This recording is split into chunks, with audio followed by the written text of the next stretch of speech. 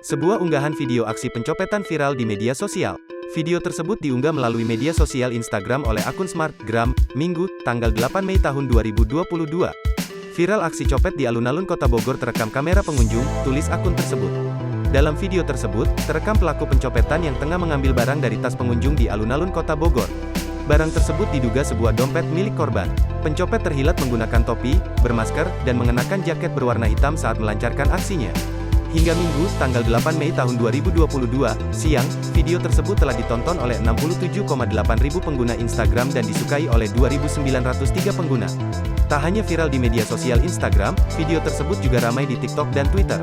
Kepala Subseksi Penerangan Masyarakat, Kasubsi Penmas, Polresta Bogor Kota Ibtu Rahmat Gumilar membenarkan adanya laporan mengenai peristiwa tersebut.